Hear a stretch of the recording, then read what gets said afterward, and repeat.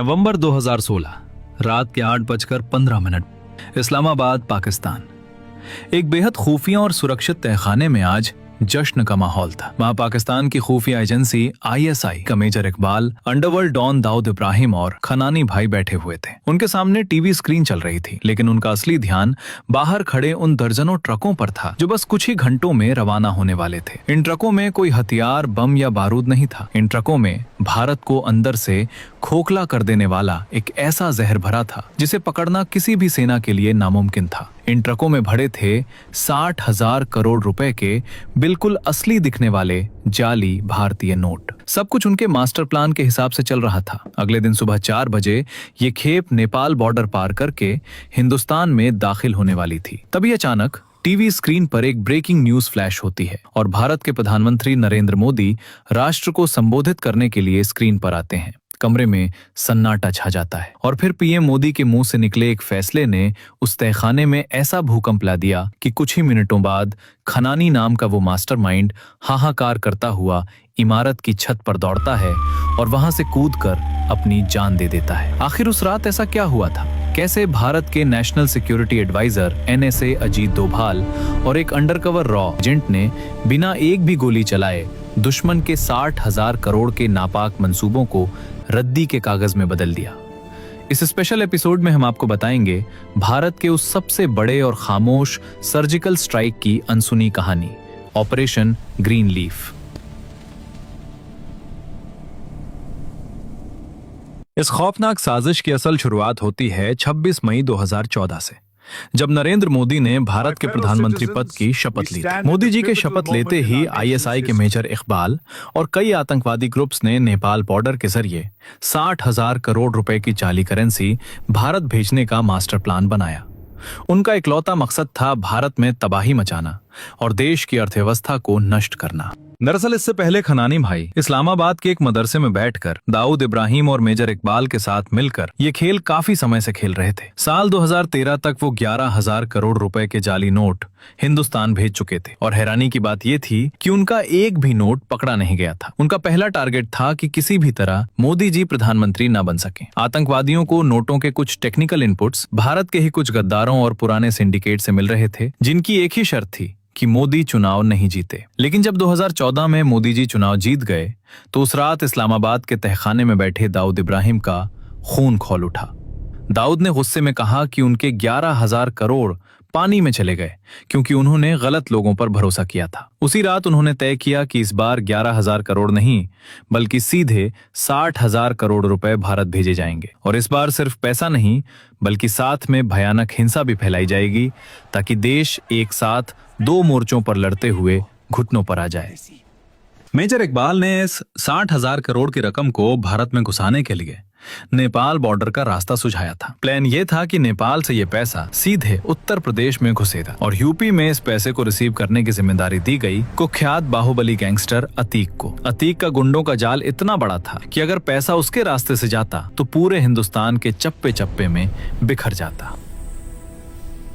लेकिन मेजर इकबाल को एक बहुत बड़ा डर सता रहा था। उसने 2015 में दाऊद के सामने अपनी चिंता जताते हुए कहा कि अगर 2017 के यूपी चुनाव में सत्ता योगी आदित्यनाथ के हाथ में चली गई तो यूपी में अतीक समेत उनका पूरा नेटवर्क खत्म हो जाएगा और नेपाल बॉर्डर वाला रास्ता हमेशा के लिए बंद हो जाएगा। ये सुनकर दाऊद ने साफ अल्टीमेटम दिया। तो नवंबर 2016 आखिरी मौका है। इसी के साथ 9 नवंबर 2016 की वो खौफनाक तारीख तय कर दी गई जब ये 60,000 करोड़ की पहली बड़ी खेप नेपाल बॉर्डर से यूपी में घुसनी थी। भारत में हाल ही में उरी सर्जिकल स्ट्राइक हुई थी और पूरा देश जोश में था। उस दोपहर भारत के national security adviser NSA Ajit Doval अपने दफ्तर के आंगन में टहल रहे थे। तभी उनके एक अधिकारी ने आकर उन्हें ये खौफनाक खबर दी कि पाकिस्तान 60,000 करोड़ के नकली नोट भारत भेजने की तैयारी कर रहा है। ये सुनते ही डोभाल जी एक पल के लिए सन्न रह गए। उन्होंने कहा, 60,000 करोड़, ये बहुत बड़ी रकम है। अगर ये पैसा हिंदुस्तान आ गया तो बाजार हिल जाएगा, लोग डरेंगे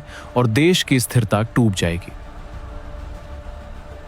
डोभाल ने तुरंत अपने अधिकारी को आदेश दिया कि हमारे उस स्पाई जासूस से संपर्क करो और पता लगाओ कि 60,000 करोड़ के नोट छप चुके हैं या अभी छपने बाकी हैं। ये स्पाई कोई और नहीं बल्कि रॉ के एक बेहद होनहार और खतरनाक undercover agent major Mohit Sharma थे। मेजर मोहित कोई आज के जासूस नहीं थे। वो कई सालों से पाकिस्तान में रहकर लियारी गैंग में पूरी तरह शामिल हो चुके थे। वो खनानी भाइयों और मेजर इकबाल के साथ कंधे से कंधा मिलाकर काम करते थे और दुश्मन उन्हें अपना ही आदमी समझकर उन पर अंधा भरोसा करता था। डोभाल का आदेश मिलते ही मेजर मोहित ने खनानी और इकबाल के साथ एक मीटिंग फिक्स की और एक मनोवैज्ञानिक चाल चली। बातों बातों में मोहित ने उनसे कहा कि नेपाल बॉर्डर का रास्ता अब सुरक्षित नहीं रहा है, हिंदुस्तानी एजेंसियां वहां नजर रख रही हैं। मोहित ने उन्हें हिंदुस्तान में पैसा सुरक्षित पहुंचाने के कुछ नए रास्तों का झांसा दिया। उनके इस झांसे में आकर खनानी उन्हें सीधा इस्लामाबाद की एक खुफिया फैक्ट्री और गोदाम में ले गया। जब मोहित ने गोदाम के अंदर देखा तो उनकी आंखें खुली रह गईं। वहां करोड़ों रुपए के जाली नोट बंडलों और थैलों में भरे हुए रवाना होने के लिए बिल्कुल तैयार रखे थे। नोट छप चुके थे और मेजर मोहित ने अपने चेहरे पर कोई भाव लाए बिना ये सारी जानकारी अपने दिमाग में दर्ज कर ली। उसके बाद मेजर शोभित शर्मा ये खबर अजीत दोवल को भेजते हैं कि नोट छप चुके हैं। 16 नवंबर 2016 को ये नोट भारत भेजे जाएंगे। ये पक्की खबर दिल्ली पहुंचते ही अजीत डोभाल सीधा पीएमओ पहुंचे, जहां प्रधानमंत्री मोदी जी मौजूद थे। डोभाल ने सीधे शब्दों में कहा, सर, ऑपरेशन ग्रीन लीफ को जितनी जल्दी हो सके लागू करना होगा। इस बार 60,000 करोड़ नेपाल बॉर्डर से आने वाले हैं। पीएम मोदी गहरी सोच में पड़ गए। उन्हें पता था कि अगर इसे अचानक लागू किया गया तो देश में बड़ी हलचल मचेगी और आम आदमी को भारी परेशानी होगी। मोदी जी ने चिंता जताते हुए कहा कि डोभाल जी, ये सही कदम नहीं होगा। लेकिन डोभाल जी ने अपनी आंखों में दृढ़ता लाते हुए कहा, सर, अगर ये पैसा हमारे देश में आ गया तो आतंकवाद को रोकना नामुमकिन हो जाएगा। ये सिर्फ करेंसी नहीं, ये उस नेटवर्क की रीढ़ है जो देश में हिंसा फैलाना चाहता है। जब मोदी जी ने पूछा कि क्या कोई और तरीका है, तो डोभाल ने दो टूक जवाब दिया कि सर, पैसा छप चुका है और यूपी से बॉर्डर तक उनका नेटवर्क बहुत मजबूत है। इसके अलावा कोई रास्ता नहीं बचता। हालांकि डोभाल जी ने एक शर्त रखी, ऑपरेशन ग्रीन लीफ लागू करने से पहले यूपी में अतीक अहमद के उस नेटवर्क को तोड़ना होगा, वरना पैसा किसी न किसी रास्ते से अंदर आता रहेगा।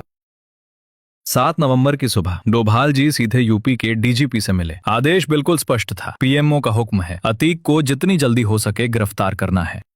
डीजीपी ने चिंता जताई कि अतीक का नेटवर्क बहुत बड़ा है और उसे अचानक उठाने से शहर में दंगे और सांप्रदायिक तनाव भड़क सकता है। डोभाल ने बेहद सख्त लहजे में कहा, यह देश की सुरक्षा का सवाल है, तो जो गड़बड़ी होगी वो किसी दंगे से बड़ी होगी। ये काम जल्द से जल्द होना चाहिए। यूपी की स्पेशल टास्क फोर्स एसटीएफ को तुरंत अलर्ट पर रखा गया। अधिकारियों को क्लोज डोर ब्रीफिंग दी गई और बिना किसी लीक के एसटीएफ के जवानों ने सादे कपड़ों में ऑपरेशन को अंजाम दिया। 48 घंटे के अंदर ही बाहुबली अतीक को पुलिस की गिरफ्त में ले लिया गया। दुश्मन का वो रिसीविंग नेटवर्क जो भारत में जहर फैलाने वाला था, उसे बॉर्डर पार करने से पहले ही नेस्त नाबूद कर दिया गया। कहानी वापस लौटती है 8 नवंबर 2016 की उस खौफनाक रात पर। रात के 2 बजे इस्लामाबाद की उस खुफिया फैक्ट्री में करोड़ों के जाली नोटों के बंडल ट्रकों के खुफिया हिस्सों में भरे जा चुके थे। पैकिंग इतने शातिराना तरीके से की गई थी कि बॉर्डर की चेकिंग में ये बिल्कुल आम मालवाहक ट्रक लगे और किसी को शक तक ना हो।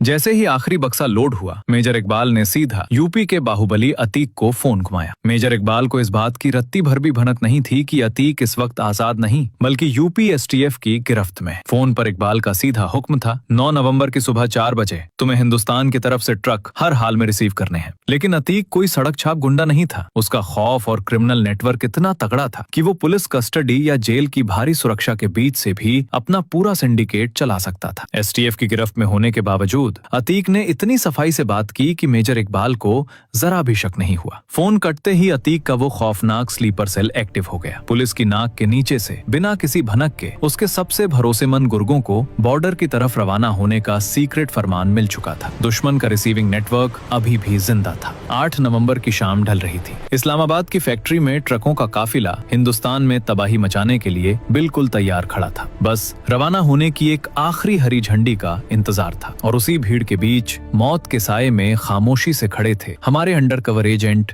मेजर मोहित शर्मा। उनके चेहरे पर वही पुराना मुखौटा था, लेकिन उनका दिमाग इस पूरी तबाही की पल पल की रिपोर्ट दिल्ली पहुंचा रहा था।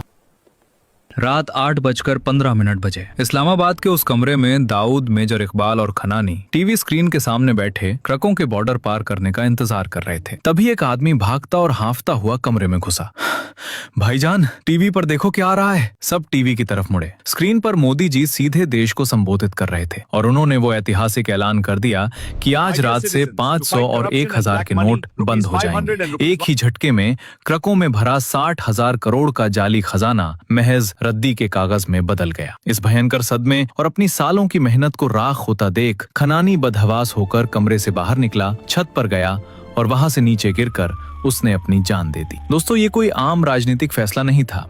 ऑपरेशन ग्रीन लीफ हिंदुस्तान की इंटेलिजेंस हिस्ट्री की वो सबसे बड़ी लड़ाई थी, जो किसी बॉर्डर पर हथियारों से नहीं बल्कि एक मास्टर स्ट्रोक से लड़ी गई।